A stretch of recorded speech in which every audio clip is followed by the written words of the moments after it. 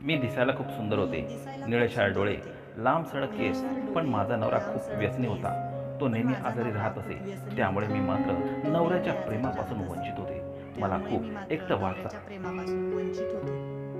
मला खूप एकटं वाटायचं. अशा परिस्थितीत माझ्या आयुष्यात राजेश्वर आला. तो एकटाच राहायचा. मी भाजी विकायचं काम करायचे. एके दिवशी राजेश्वरने मला त्याच्या घरी थोडं सफाईचं काम करायचं होतं, त्यासाठी बोलवलं. मी त्याच्या घरी गेले. पण त्याने तर माझी पुढे माझ्यासोबत काय घडलं सविस्तरपणे सांगणार आहे व्हिडिओमध्ये. चला तर सुरुवात करूया. भाजी घेतं का कोणी? भाजी भाजी मेथीची भाजी, ताजी ताजी भाजी. अहो, कितीला दिली भाजी? 40 रुपयाला एक जुडी. बरं ठीक आहे, मला 2 जुड्या द्या. मी त्याच्याकडून 80 रुपये घेतले आणि त्याला मेथीच्या 2 जुड्या दिल्या. आज माझी भाजी खूप हिरवी आणि टवटवीत होती, त्यामुळे फटाफट विकली गेली. माझ्याकडे मेथीच्या थोड्याच जुड्या राहिल्या होत्या. त्या संपून मला घरी जायचं होतं. आता शेवटची एक जुडी मात्र विकली जात नव्हती. मी विचार केला, ही जुडी कोणाला तरी फ्रीमध्ये देऊन टाकते आणि लवकरच घरी निघते. तेवढ्यातच एक उंच असा पुरुष माझ्यासमोर येऊन उभा राहिला. कशी दिली भाजी? मी म्हणाले, फक्त 40 रुपयाला एक जुडी. बरं ठीक आहे, द्या मला, असं म्हणत त्याने ती जुडी माझ्याकडून घेतली आणि मला 500 रुपयांची नोट दिली. अहो, माझ्याकडं एवढे सुट्टे नाहीत. माझ्या सगळ्या विक्रीचे पैसे मी 500-500 रुपयाच्या नोटांमध्ये बदललेले आहेत. त्यामुळे मी तुम्हाला सुट्टे पैसे देऊ शकत नाही. तो म्हणाला, बरं, काही काळजी करू नका. हे 500 रुपये तुम्ही ठेवा. उद्या मी याच वेळेला येईन आणि माझे उरलेले 460 रुपये घेऊन जाईन. मी आश्चर्याने त्याच्याकडे पाहतच राहिले, कारण कोणीही 1 रुपया देखील बाकी सोडायला तयार नसतं आणि हा माणूस चक्क 460 रुपये माझ्याकडे ठेवायला तयार होत होता. साहेब, तुमचे एवढे पैसे माझ्याकडे कशाला बाकी ठेवाल? त्यावर तो शांतपणे म्हणाला, काही काळजी करू नका, उद्या मी नक्की येईल.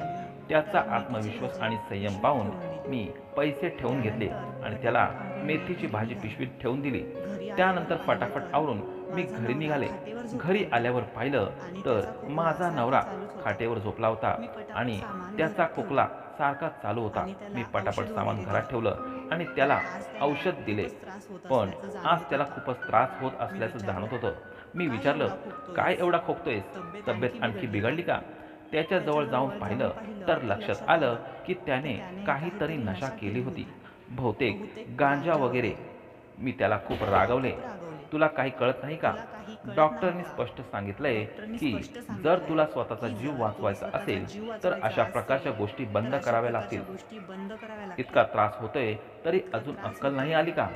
देवाने तुला बुद्धी दिली आहे, अशा वाईट गोष्टी का करतोयस? माझा नवरा म्हणजे एक नंबरचा हट्टी आणि वाईट सवयीचा माणूस.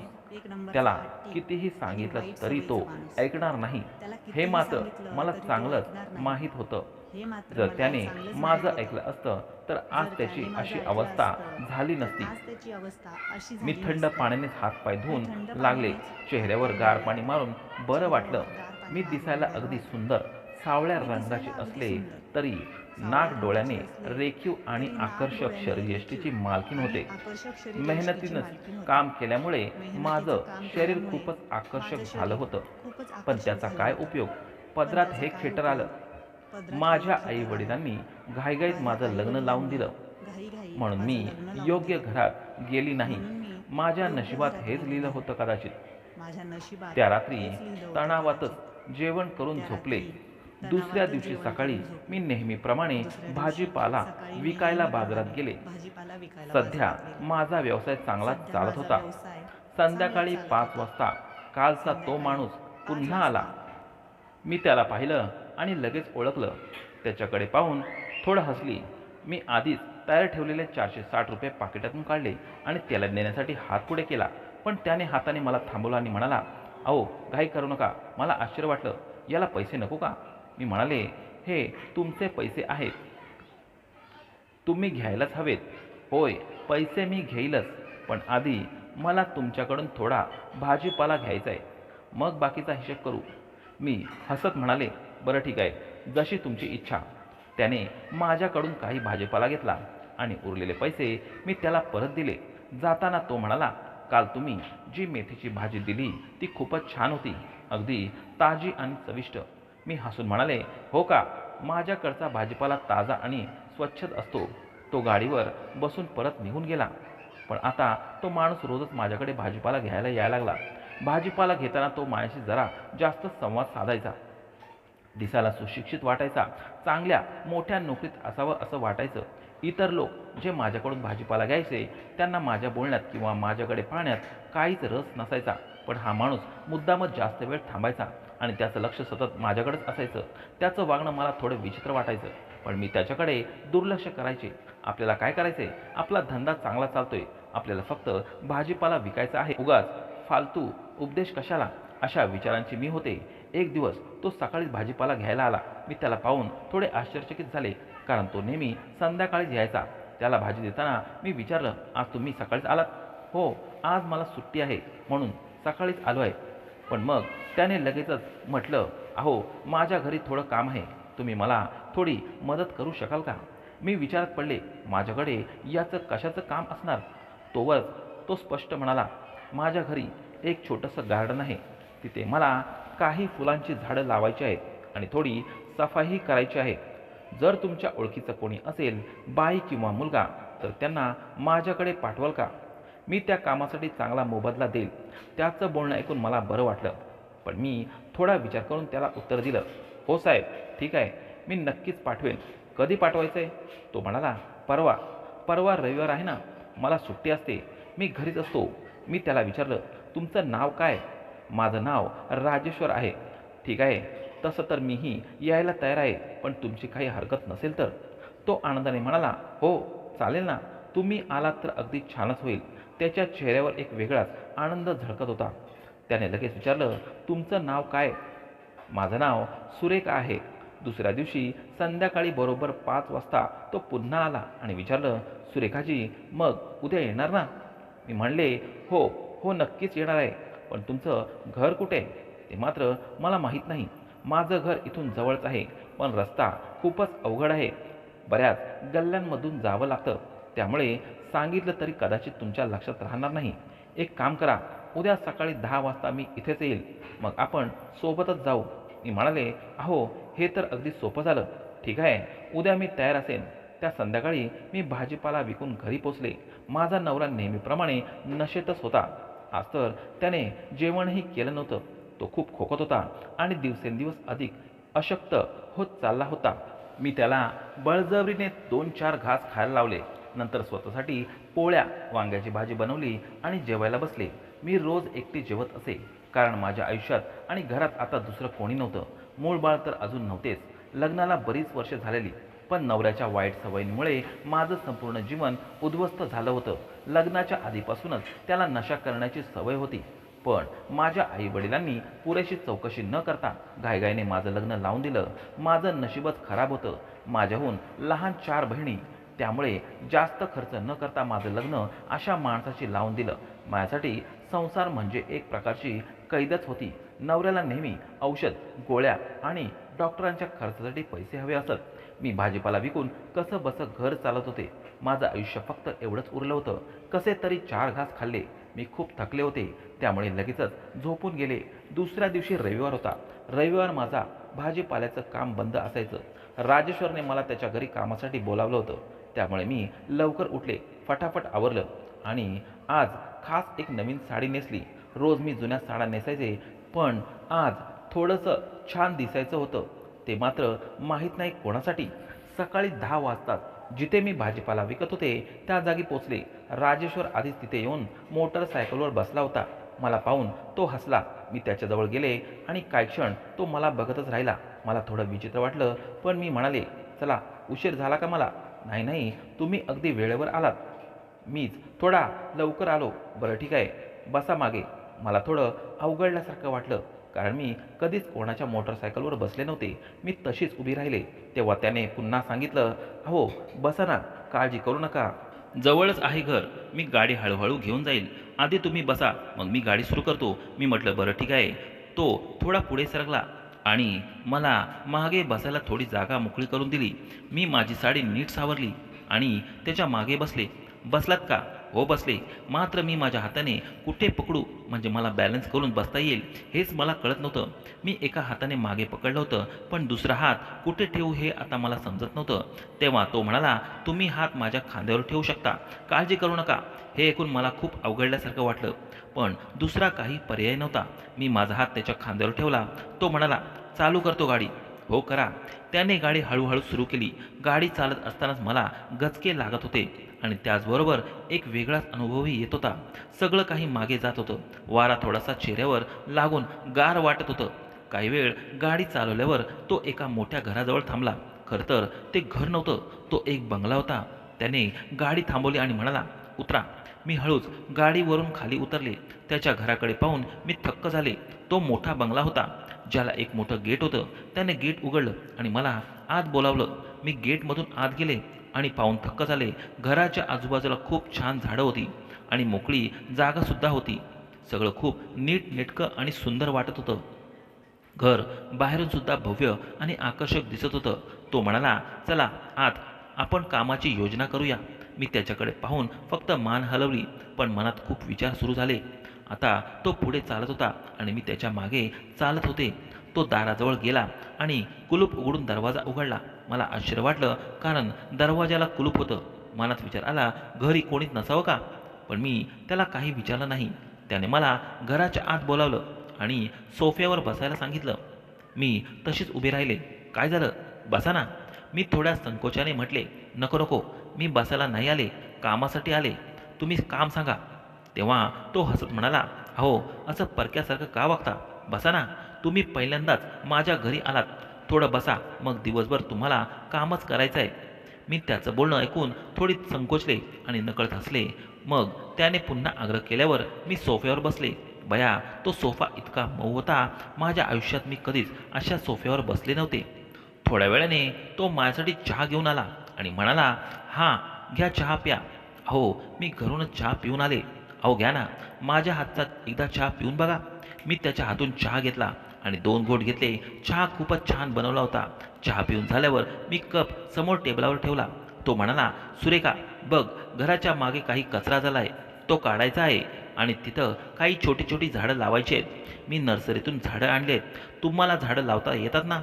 मी म्हणाले, हो हो, मला सगळं काम येतं. तुम्ही फक्त सांगा कुठे काय करायचंय. तेव्हा तो उठला आणि म्हणाला, चला माझ्या मागे या. मी त्याच्या मागे गेले. आम्ही घराच्या मागच्या बाजूला गेलो. तिथे मोठी मोकळी जागा होती. काही छोटी झाडं होती, ज्यांना सुंदर फूल लागलेले होते. तुम्हाला बागकामाची आणि फुलांची खूप आवड दिसते. हो सुरेखा, खूप आवड आहे मला फुलांची. तिथं मात्र खूप कचरा साचलेला होता. त्याने म्हटलं, ठीक आहे, तुम्ही काम सुरू करा, मी घरात जातो. काही लागलं तर मला सांगा. तो आत निघून गेला. मी कचरा साफ करायला सुरुवात केली. त्याने नर्सरीतून आणलेल्या झाडांना कुठे लावायचंय ते मी विचार करू लागले. 2-3 तास काम करून झालं. तो परत माझ्याकडे आला आणि म्हणाला, सुरेखा, तुम्हाला भूक लागली असेल ना? हो लागले. मी आता घरी जाऊन जेवण करून येते. आता रस्ता मला लक्षात राहिलाय. हे ऐकून तो हसायला लागला आणि म्हणाला, अहो, जेवणासाठी घरी जायची काही गरज नाही. मी बाहेरून जेवण मागवलंय आणि जास्तच मागवलंय. तुम्ही इथेच जेवा. त्याचं बोलणं ऐकून मी थोडी गोंधळले, पण जेवण तिथेच करण्याचं ठरवलं. बोलत असताना मात्र मी त्याच्याकडे पाठ करून उभे होते. आता मी माझी मान फिरवली आणि त्याच्याकडे पाहिलं. त्याला पाहताच मी थोडी अवाक झाले, कारण तो फक्त एका छोट्या बनियानावर होता आणि खाली बरमुडा घातला होता. त्याचं शरीर पाहून मी थोडी गोंधळून गेले. त्याचा देखणा आणि सडपातळ बांधा खूपच आकर्षक वाटत होता. पण मी लगेच स्वतःला सावरलं आणि लक्ष दुसरीकडे वळवलं.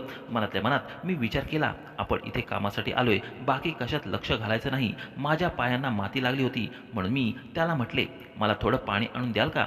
मी बाहेरच हातपाय धुवून घेते. त्याने हसत उत्तर दिलं, सुरेखाजी, एवढं काही टेन्शन घेऊ नका. आत बाथरूममध्ये जाऊन आरामात हातपाय धुवून घ्या. मी थोडा संकोच केला, पण मग त्याच्या म्हणण्यावर बाथरूममध्ये गेले. त्याचं बाथरूम खूपच स्वच्छ होतं आणि सुंदर होतं. आतमध्ये विविध प्रकारचे साबण ठेवले होते. मी माझे हातपाय धुतले आणि बाहेर आले. तो हॉलमध्ये बसला होता. काही वेळाने तो आत गेला आणि पिशव्यांमध्ये काही जेवणाचं सामान घेऊन आला. सुरेखाजी बसा, आपण जेवण करूया आता. मी म्हणाले, बरं, मी खाली बसते. तो पटकन बोलला, असं कसं? तुम्ही वरच बसा, खाली कशाला? मी परत संकोचाने त्याच्या सांगण्यावर सोफ्यावर बसले. आम्ही एकत्र जेवण करू लागलो. मला थोडं आश्चर्य वाटत होतं, कारण एवढा श्रीमंत माणूस असूनही तो मला इतका आदर देत होता. माझं मन खूप भरून आलं. जेवण खूप स्वादिष्ट होतं. मी त्याचं कौतुक करत म्हणाले, खरंच जेवण खूप छान आहे. तो हसतच म्हणाला, तुम्हाला आवडलं? म्हणजे माझं काम झालं. जेवण झाल्यावर मी पुन्हा कामाला लागले. आता दुपारचे 3 वाजले होते. मी झाडं लावत होती. तेव्हा तो परत तिथे आला. सुरेखाजी, तुम्ही खूप छान काम करत आहात. मी म्हणाले, हो, पण काम अजून खूप आहे. एका दिवसात पूर्ण होणार नाही. ठीक आहे, मग तुम्ही उद्याही या, चालेल ना? मी उत्तर दिलं, हो, ठीक आहे, मी उद्या येईल. आता 4 वाजले होते. मी त्याला सांगितलं, मी आता घरी जाते, उद्या परत येते. हो, ठीक आहे, तुम्हाला हातपाय धुवायचे असतील तर पुन्हा बाथरूममध्ये जाऊन धुवून घ्या. मी परत बाथरूममध्ये गेले. बाथरूममध्ये हातपाय धुत असताना 2 नळ दिसले. एक थंड पाण्याचा आणि दुसरा गरम पाण्याचा. मी थंड पाण्याचा नळ चालू केला, कारण थकलेले असल्याने थंड पाणीच अंगावर घेणं छान वाटत होतं. असं छान बाथरूम मी आयुष्यात पहिल्यांदाच पाहिलं होतं. पण पायाखालची फरशी चिकट असल्यामुळे अचानक माझा पाय घसरला आणि मी जोरात खाली पडले. त्यावेळी मी जोरात किंचाळले, बाय गं, गेले. माझी किंचाळी ऐकून राजेश्वर धावतच आला. बाथरूमचा दरवाजा मी उघडाच ठेवला होता, त्यामुळे त्याने सहज आत प्रवेश केला. मी खाली पडले होते. नळ अजून चालू होता आणि पाणी माझ्या अंगावर पडत होतं. त्याने पटकन नळ बंद केला आणि विचारलं, काय झालं? तुम्ही ठीक आहात ना? मी अर्धवट आवाजात म्हटले, पाय सटकला. मी परत विवळत, आई गं, माझ्या पायात कळ निघाली. राजेश्वरजी, फरशी खूप चिकनी आहे. मला अशा चिकनी फरशीची सवय नाही. बरं, काळजी करू नका, आरामात उठा. मी उठायचा प्रयत्न करत होते. तो दरवाजात उभा होता. कशीबशी हात टेकून मी उभी राहिले, पण माझे कपडे पूर्ण भिजलेले होते. बाथरूममध्ये एक मोठा आरसा होता. त्यामध्ये स्वतःला पाहिलं तर लक्षात आलं की माझी साडी अंगाला चिटकली होती आणि त्यामुळे माझ्या शरीराचे आकार स्पष्ट दिसत होते. मला खूप संकोच वाटत होता. तो लगेच म्हणाला, थांबा, मी टॉवेल आणतो. तो असं बोलून बाहेर गेला. मी परत आरशात स्वतःकडे बघत राहिले. काही वेळाने तो टॉवेल घेऊन आला आणि माझ्या हातात दिला. मी त्या टॉवेलने चेहरा आणि अंग पुसलं, पण ओले कपडे असल्यामुळे काही फरक पडत नव्हता. आता मी बाथरूममधून बाहेर येऊन उभी राहिले. सुरेखाजी, तुम्ही असं ओल्या कपड्यामध्ये राहिलात तर तब्येत बिघडेल. नाही हो, मी इथेच थोडी बसते, कपडे आपोआप सुकतील. पण तो म्हणाला, असं नाही चालणार, तुम्ही थोडा वेळ थांबा. मी जवळच्या दुकानातून तुमच्यासाठी साडी घेऊन येतो. नको नको, कशाला उगीच त्रास. पण त्याने माझं ऐकलंच नाही. सुरेखा, मला त्यात काय त्रास नाही. मी फक्त 10 मिनिटात येतो. तो लगेच निघून गेला. मी तिथेच हॉलमध्ये बसले होते. खूप अस्वस्थ वाटत होतं. ओल्या कपड्यांमुळे आणि या सगळ्या प्रसंगामुळे मला खूपच बैचेनी वाटत होती. 10-15 मिनिटातच राजेश्वर परत आला. त्याने पिशवीतून एक नवी साडी काढली आणि ती माझ्या हातात देत म्हणाला, ही साडी घ्या आणि नेसून घ्या लवकर. मी थोडी संकोचून म्हटले, अहो नको ना, राहू द्या ना, तुम्ही एवढं कशाला केलं? असं काही नाही, तुम्ही काही टेन्शन घेऊ नका. पहा, तिथे बाजूला खोली आहे, तिथे जाऊन साडी बदलून घ्या. बरं ठीक आहे, जाते. मी निघायला लागले. तेवढ्यात तो म्हणाला, थांबा थांबा, साडी बदलाल पण ब्लाऊज? त्याने त्याचं वाक्य अर्धवटच थांबवलं. मी त्याला शांत करत म्हटलं, काही हरकत नाही, मी फक्त ही साडी नेसून घेते. बरं ठीक आहे. मी खोलीत जाऊन माझी ओली साडी काढून नवीन साडी नेसू लागले. साडी काढताना माझं लक्ष स्वतःच्या शरीराकडे गेलं. थंड पाण्यामुळे माझं शरीर पूर्ण गारठलं होतं आणि ब्लाऊज अंगाला पूर्ण चिटकलेला होता. मी थोडी थरथरत होते. कसं तरी स्वतःला सावरलं आणि ती नवी साडी नेसली. ती आकाशी रंगाची साडी खूपच सुंदर होती. जेव्हा मी बाहेर आले तेव्हा राजेश्वर सोफ्यावर बसले होते. त्यांचं लक्ष माझ्याकडेच गेलं आणि तो क्षणभर माझ्याकडे पाहतच राहिला. नंतर हसून म्हणाला, ही साडी तुम्हाला खूपच छान दिसते. त्याचं कौतुक ऐकून मी लाजून खाली पाहिलं आणि म्हटले, तुमचे खूप आभार. तुम्ही माझ्यासाठी खूपच त्रास घेतलात. अगं सुरेखा, यात काय एवढं? तुम्ही असं कशाला बोलताय? बरं ठीक आहे, नाही बोलत. थोडा वेळ गप्पा मारल्यानंतर त्याचे आभार मानले आणि घरी परतले. घरी पोचल्यावर नवऱ्याकडे पाहिलं तर तो घरात नव्हता. मला थोडी चिंता वाटली. मी बाहेर जाऊन शेजाऱ्याच्या काकूंना विचारलं, काकू, तुम्ही माझ्या नवऱ्याला पाहिलंत का? काकू म्हणाल्या, हो हो, तो तिकडे दुकानाकडे गेला होता. मी लगेच त्या दिशेने गेले. माझा नवरा एका दुकानासमोर उभा दिसला. तो तिथे सिगरेट पीत होता. मी थोडी नाराज होऊन त्याला विचारलं, अहो, तुम्हाला घरी थांबायला सांगितलं होतं ना, तुम्ही इकडे कशाला आलात? घरी कंटाळा आला म्हणून थोडा बाहेर आलो. बरं आता चला घरी. तो मान हलवत म्हणाला, हो चल. आम्ही दोघं लगेच घरी परतलो. घरी आल्यानंतरही मी माझ्या घरात कामात गुंतले, पण मला सतत मागील प्रसंगाची आठवण येत होती. जेव्हा मी पूर्ण ओली झाले होते आणि राजवर धावत धावत आले, त्यावेळी त्याची नजर माझ्याकडे गेली होती. तेव्हा मला त्याच्या नजरेत काहीतरी वेगळं जाणवलं. पण त्याचा तो भाव मला वाईट वाटला नाही. उलट मला जाणवलं की ते मला खूप आदराने वागत होते. गरीब बाईला कोणी एवढं सन्मानाने वागवलं की मन अगदी भरून येतं. माझंही अगदी तसंच झालं होतं. माझ्या मनात विचार येत होता, एवढ्या मोठ्या घरात तो एकटाच का राहतो? त्यांचा परिवार नाही का? त्याचं लग्न झालं नसेल का? तसं पाहता त्याचं वही काही जास्त नव्हतं. माझ्या वयाच्या आसपासच तो दिसत होता. मी ठरवलं की उद्या त्याला याबद्दल नक्कीच विचारायचं. मला रात्री असं वाटू लागलं होतं, कधी रात्र संपेल आणि उद्याचा दिवस कधी उजाडेल, कारण मला पुन्हा त्याच्या घरी जायचं होतं. दुसऱ्या दिवशी मी लवकर उठले, आंघोळ केली आणि तयार होऊन राजेश्वरच्या घरी निघाले. त्याचं घर माझ्या घरापासून फार लांब नव्हतं. साधारण 15-20 मिनिटातच मी तिथे पोचले. 10:30 वाजले असतील. तो घराच्या बाहेरच अंगणात होता. गेट थोडंसं उघडं होतं, त्यामुळे मी थेट आत गेले. तो मोबाईलवर काहीतरी करत होता. त्याने मला पाहिलं आणि त्याच्या चेहऱ्यावर स्मित हास्य झळकलं. मी तुमचीच वाट पाहत होतो. हो का? तुमचं काम पूर्ण करून टाकते म्हटलं आज. काही घाई नाही, आरामात करा हो. तो पुढे म्हणाला, या ना घरात, नाश्ता करा. मी म्हणाले, नको नको, नाश्ता करूनच आले. सुरेखाजी, तुम्हाला नाश्ता तर करावाच लागेल. मला भूक नाही आहे, एवढ्या लवकर खायची सवय नाही मला. पण तरीही तो म्हणाला, नाही काही नाही, चला. तो माझ्याजवळ आला आणि माझा हात पकडून मला आत घेऊन जाऊ लागला. त्याने हात पकडल्यामुळे मी चकित झाले. त्यालाही ते लक्षात आलं आणि त्याने लगेचच हात सोडला. तो थोडं लाजत म्हणाला, या आतमध्ये. मी आत गेले. त्याने माझ्यासाठी मस्त नाश्ता बनवला. मी थोडा नाश्ता केला. बस झालं, माझं पोट भरलं. सुरेखाजी, तुम्ही तर खूपच थोडं खाता. त्यांचं ते बोलणं ऐकून मी गालातल्या गालात हसले. बरं ठीक आहे. मग मी घराच्या मागे जाऊन राहिलेलं काम आवरायला सुरुवात केली. अर्ध्या तासाच्या कालावधीनंतर तो तिथे आला आणि म्हणाला, तुमचं काम खूप व्यवस्थित आहे, मला खूप आवडलं. मी त्यावेळी काही छोटे खड्डे खोदत होते. ते खड्डे खोदण्यासाठी लागणारं सामान त्याच्या घरी होतं, त्यामुळे मला कोणतीही अडचण आली नव्हती. मी झाडं लावण्यासाठी खड्डे तयार करत होते, पण अजून काही खड्डे खोदायचे बाकी होते. तेव्हा तो म्हणाला, मी तुम्हाला मदत करू का? नको नको, मी करते की. अगं सुरेखा, मलाही शिकायची आवड आहे. एका दिवशी करून पाहिलं तर, पण जमलं नाही. बरं ठीक आहे. त्याने माझ्या हातातून कुदळ घेतली आणि खड्डा खोदायला सुरुवात केली. पण तो कुदळ उलटी धरून खोदत होता. मी म्हणाले, असं नाही, बघा असं करायचंय. मी त्याच्या हातातून कुदळ घेतली आणि त्याला योग्य पद्धतीने कसं करायचं ते दाखवलं. त्याने परत कुदळ घेतली आणि प्रयत्न केला, पण त्याला अजूनही जमत नव्हतं. मग तो म्हणाला, एक काम करा ना, तुम्ही माझा हात धरून शिकवा. त्याचं हे बोलणं ऐकून मी थोडीशी चकित झाले. राजेश्वर मनापासून म्हणाला, बरं जाऊ द्या, तुम्हाला इच्छा नसेल तर राहू द्या. त्याचा नाराज चेहरा पाहून मी म्हटले, नाही नाही, शिकवेन मी तुम्हाला, नाराज होऊ नका. मी त्याच्याजवळ गेले, माझ्या हातातली कुदळ त्याच्या हातात दिली आणि सांगितलं, हे बघा, असं पकडायचं. त्याला शिकवताना माझे हात त्याच्या हाताला लागत होते, पण मी त्याकडे दुर्लक्ष करत त्याला व्यवस्थित समजावत होते. आता तो योग्य पद्धतीने कुदळ मारायला शिकला होता आणि छोटे खड्डे खोदू लागला. त्याला जमायला लागल्यामुळे तो खूप खुश झाला होता आणि म्हणाला, थँक्यू, तुम्ही मला शिकवलं म्हणून. काही वेळाने तो म्हणाला, बरं तुम्ही हे काम पूर्ण करा, मी दुसरं काम करतो. तो आत गेला आणि फांद्या कापण्याची मोठी कात्री घेऊन आला. सुरेखा, ही छोटी झाडं जास्त फांद्याची भरलेली आहेत, मी त्या फांद्या थोड्या थोड्या कापून देतो.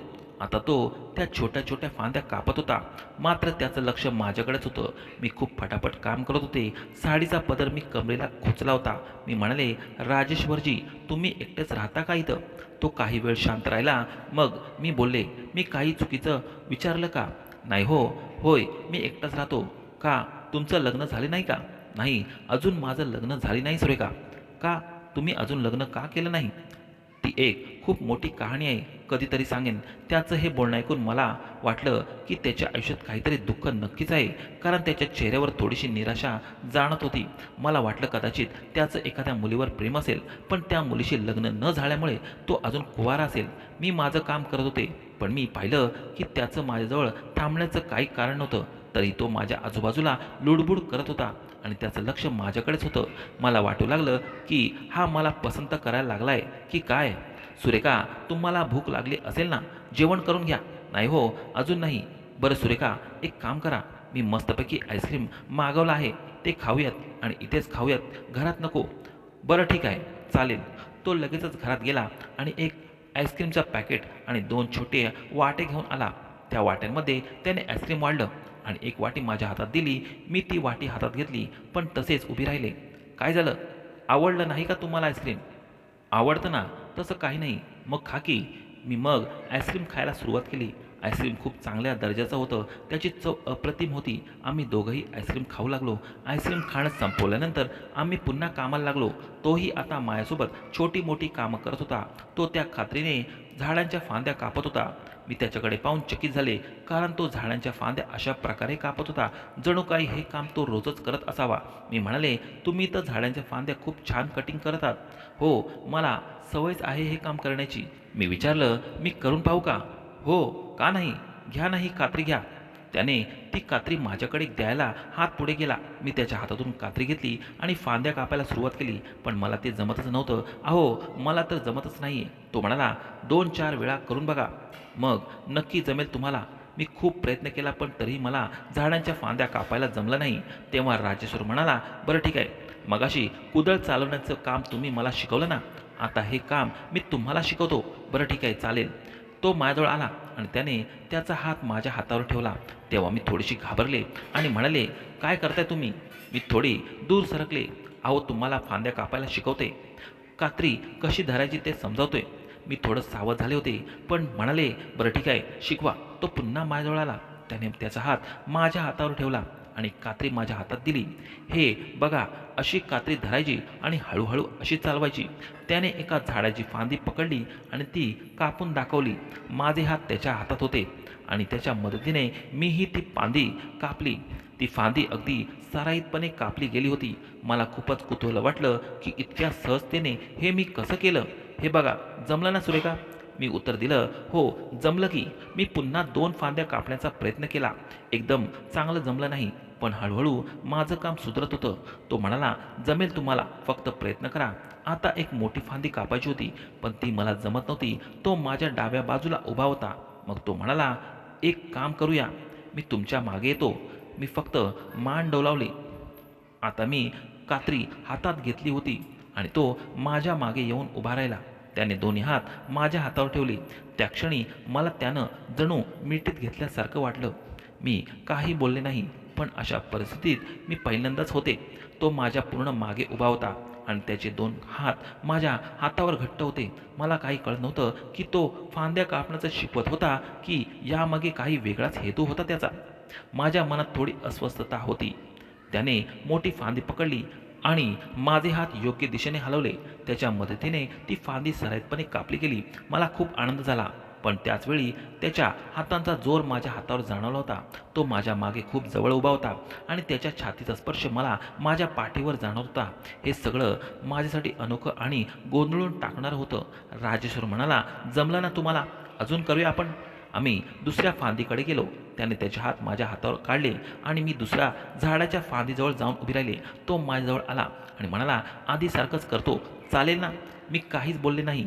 आता तो परत माझ्या मागे आला आणि त्याने पुन्हा त्याचे हात माझ्या हातांवर ठेवले. बया, त्याने तर परत मला मिठीतच घेतली जणू काय बायकोलाच प्रेमानं मिठीत घेतोय असं. त्यावेळी तो माझ्या अधिक जवळ होता. त्याने पुन्हा एका फांदीला पकडून कापलं. फांदी कापल्यानंतर माझा हात वर गेला आणि तेवढ्यात कात्री खाली पडली. मी थोडी घाबरले आणि पटकन म्हणाले, सॉरी, माफ करा. काही नाही होत, काळजी करू नका, पडली तर पडली. मी अजूनही थोडी घाबरलेले होते. जणू काही माझी चूक मोठीच होती. मी म्हणाले, अहो, मी ती कात्री उचलते. हो, उचला. मी खाली वाकून ती कात्री उचलली. तो सतत माझ्याकडेच बघत होता.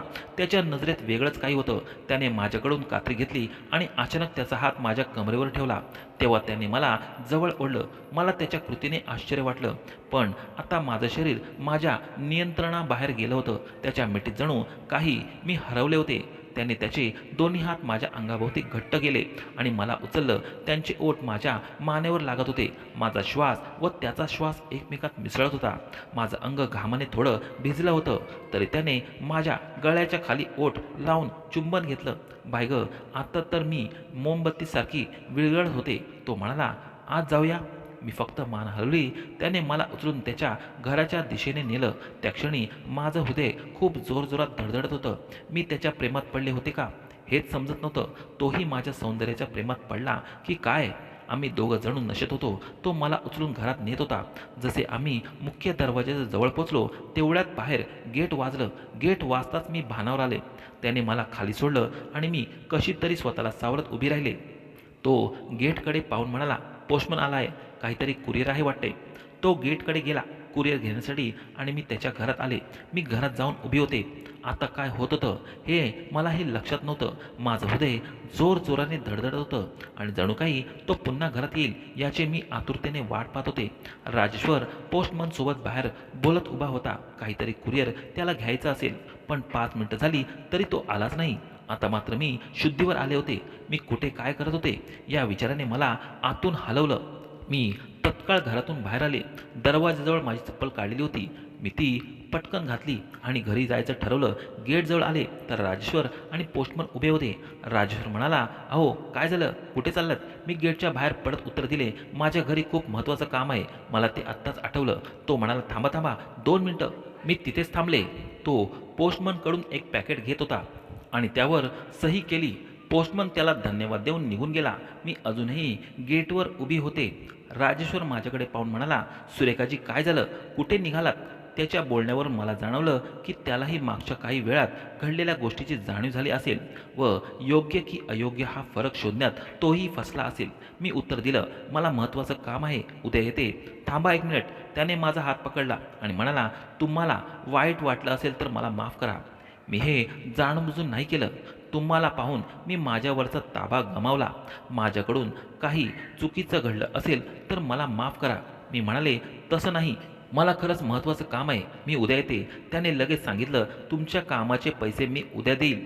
मी गेटच्या बाहेर पडून घरी चालायला लागले, पण माझं हृदय अजूनही धडधडत होतं.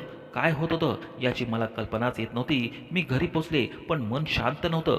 मी घरभर इकडे तिकडे चालत राहिले. शेवटी माझ्या झोपण्याच्या जागेवर जाऊन पडले, पण सारखी राजेश्वरची आठवण येत होती. त्याचा चेहरा डोळ्यासमोर येत होता. मी निघून येऊन काही चुकीचं केलं का?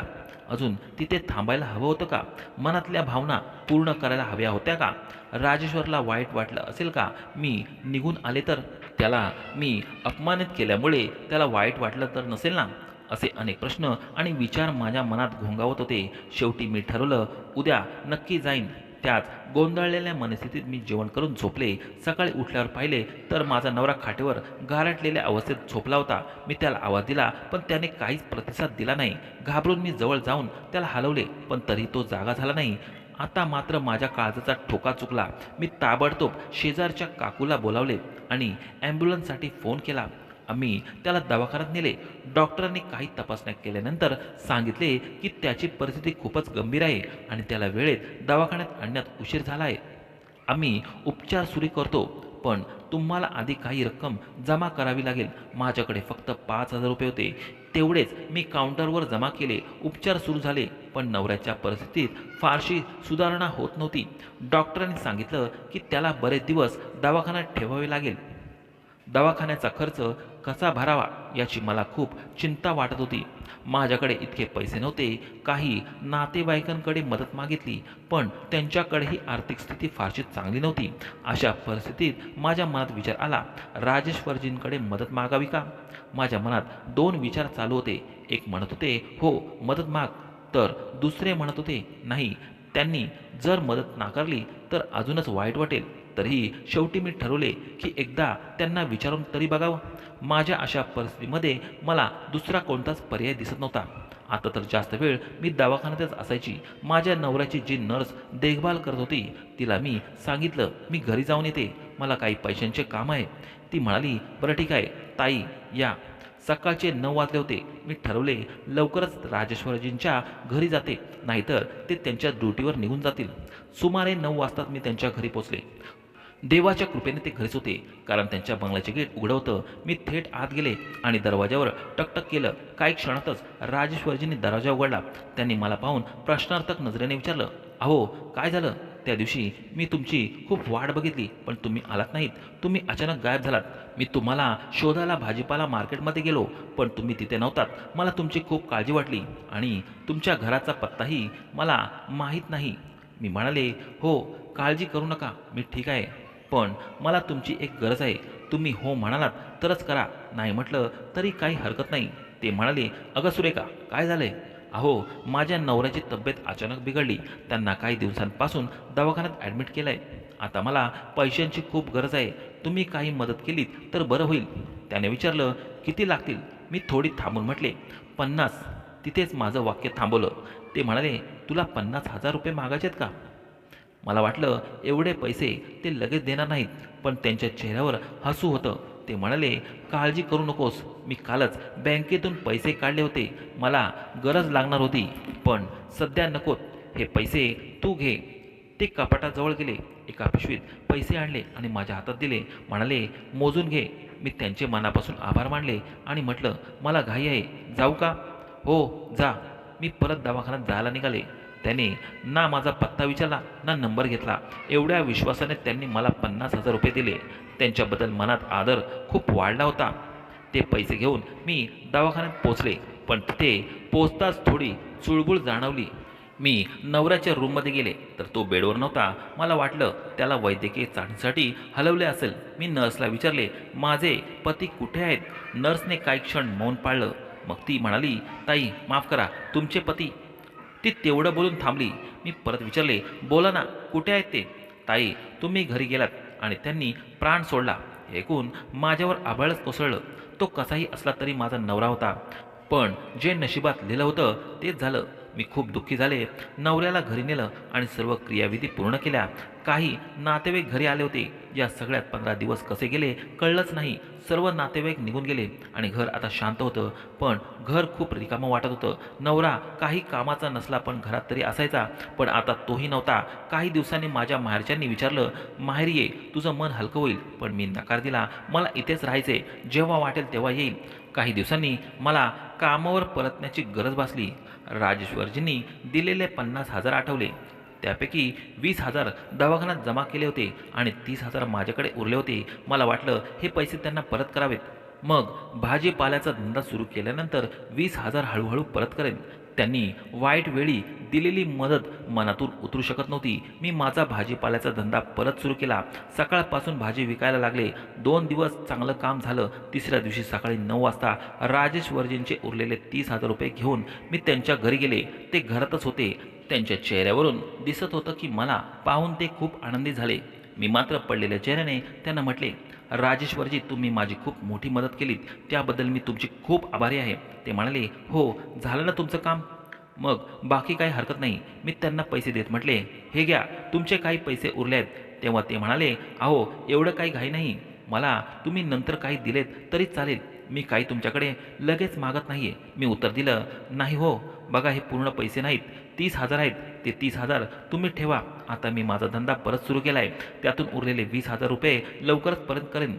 ते म्हणाले, बरं ठीक आहे, तसंच तुमचं म्हणणं, पण तुमच्या नवऱ्याची तब्येत कशी आहे आता? मी पडलेल्या चेहऱ्याने सांगितलं. त्यांना दवाखान्यात ॲडमिट केलं होतं, पण डॉक्टर त्यांना वाचू शकले नाहीत. हे ऐकून राजेश्वरजी खूप दुःखी झाले. ते म्हणाले, जाऊ द्या सुरेखाजी, जे आपल्या नशिबात असतं तेवढंच आयुष्य देवाने दिलेलं असतं. सगळं निश्चित आहे, आपल्याला ते स्वीकारावंच लागतं. मी म्हणाले, हो, खरं बोललात तुम्ही. बरं ठीक आहे राजेश्वरजी, आता मी येते. आणि तुमच्या कामाचं काय झालं? सुरेखा, मी काही दिवस तुमची वाट पाहिली, पण तुम्ही आला नाहीत, म्हणून मग ते काम स्वतःच करून घेतलं. मी त्यांचे आभार मानले आणि घरी आले. माझं काम पुन्हा सुरू केलं होतं. माझा भाजीपाल्याचा धंदा चांगला चालू होता. राजेश्वरजी नेहमी संध्याकाळी 5 वाजता माझ्याकडे भाजी घ्यायला येत असत. त्यांचा माझ्यासोबत वागण्याचा अंदाज बदलला होता.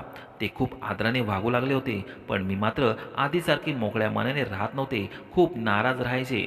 एक दिवस शनिवार होता. संध्याकाळी 5 वाजता राजेश्वरजी माझ्याकडे भाजी घ्यायला आले. ते म्हणाले, सुरेखाजी, रविवार तुम्ही काम बंद ठेवता ना, नाही का? मी उत्तर दिलं, हो, रविवारी भाजीपाल्याचं काम बंद असतं. मग उद्या निवांत असाल तर माझ्या घरी या. बरेच दिवस झाले तुम्ही आला नाहीत. मी विचारलं, तसं काही खास काम आहे का? नाही नाही, काही खास नाही, पण तुम्ही या, मी सांगतो तुम्हाला. त्याने मला त्यांच्या घरी बोलावलं होतं, त्यामुळे माझ्या मनात कुतूहल आणि आनंद एकत्र दाटून आला. दुसऱ्या दिवशी सकाळी मी त्यांच्या घरी पोचले. ते पेपर वाचत बसले होते.